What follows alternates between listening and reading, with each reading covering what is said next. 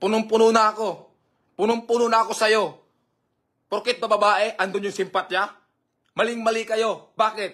Babae lang ba ang mayroong karapatan? Ha? Babae lang ba?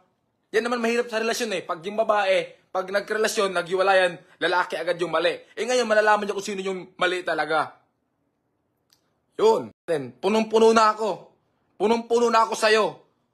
Porkit ba babae, andun yung simpatya? Maling-mali kayo. Bakit? Babae lang ba ang mayroong karapatan? Ha? Babae lang ba? Yan naman mahirap sa relasyon eh. Pag yung babae, pag nagrelasyon, naghiwalayan, lalaki agad yung mali. Eh ngayon, malalaman niyo kung sino yung mali talaga. Yun. Lalabas ko lahat yan. Tinanggap kita buong pagkatao mo, pati kaluluwa mo. Tinanggap kita, Cherry White, buong pagkatao mo, pati kaluluwa mo. Hindi ko yung binigdil. Hindi ko yung binigdil kung ano ka. Kasi nga sabi nila, pag mahal mo yung tao, wala kang pakialam sa nakaraan. Pero yung nakaraan mo, dinadala mo pati sa relasyon natin. Napakalandi mo. Pakalandi mo. Ha? Napakalandi mo. Yan ba? Yan ba yung klaseng babae na hinahangaan nyo? Doon yan, magla-live mamaya. Magla-live yan doon. Iyak-iyak yan. Bakit mo ako ginaganyan? I-rebel mo lahat. Alam nyo, self-confidence ko ngayon, wala siyang marirebel sa akin. Rebel niya, pangit ugali ko, bunga nga ako. Okay lang. At least totoo. Pero yung pagkatao ko, malinis. Malinis pagkatao ko. Probinsyano today. Malinis pagkatao ko, hindi kagaya niya. Pati kaluluwa niya, halang na. Ha? Pati kaluluwa niya, halang. Oh, yun daw yung love language niya. Dala kutsilyo. Oo, ang sayang nga nun eh. Habol nga kutsilyo. Sabi niya, papatayin kita. Papatayin kita. Nako, nakakatakot. Oh. O, labas.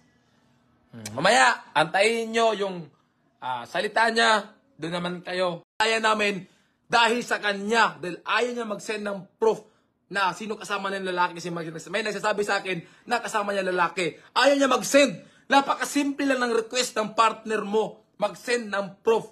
Napaka-big deal na nun. Kasi anong ginagawa mo? Ayaw niya mag-send. Sabi ko, hiwalayin natin to. Toxic eh. Pero, hindi lang yan isang basis na yan ang hiwalayan namin. Marami. Halos lahat ng hiwalayan namin, halos sa 2 buwan namin pagkasama, halos siguro, halos, everyday. Grabe. Oo. Oh, yan. Aantayin natin magsalita si Cherry Toke. Kasi marami po kong ibibinyag sa inyong mga ginagawa nila. Marami pa. Ang dami. Maliban sa video na hawak ko, ang dami. Ha? Simula pa lang yan. Simula pa lang to ha. Antayin kita, Cherry Toke. Ilabas mo tunay pagkatao mo. Respeto ang hinahangat. Sarili di kayang respeto. Yun ba ang gusto nyo? Respeto nyo muna sarili nyo. O, yan yung rason kung bakit nagipaghiwalay ako.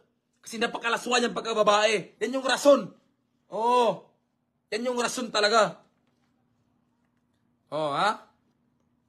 Ano mga sabi nyo? Ano mga chat comment nyo? Oo. Punong-puno na ako. Nanahimik ako eh. Sabi ko nga sa mga tropa ko, di mo na ako magsasalita. Kasi parang pangit eh. Kasi parang naglabas na tayo ng baho. Eh wala eh. Pinapalabas nila lahat na masama ako. Oh. Asan yung karapatan ko? Karapatan ko magsalita. Para naman hindi kayo para hindi niyo paniwalaan yung kabila. Huwag tayong one-sided. Dapat pakinggan natin bawat. So, mamaya, walang iba yan. Ipapakita si Cherry Toke. Ito, pakinggan nyo ha. Walang iba ipapakita si Cherry Toke kundi yung mga kunbo namin na binabastos. Pakita sa akin. Ngayon. Padabi mo ito yung viewers natin. Lahat ng mga naniniwala ng Cherry. Lahat ng mga naniniwala na oto-oto. Na akala nila na mabait yung Cherry White yung. Ngayon lalabas ko lahat ng baho niyan. Nirespeto ko yung babae na yan. Nanahimik kami. Hindi kami nagpaparinig. Kagaya ng mga circle niya. Ngayon, kami naman babawi. Pag sila binanatan ng isang beses, 10 agad balik sa kanila. Iyak na iyak agad. Ngayon malalaman yan tunay yung ugali niyang Cherry White nyo. At tunay ng baho ng Cherry White nyo. Ayan, padami natin viewers natin. 1,000, abot ito 1 million viewers to nga.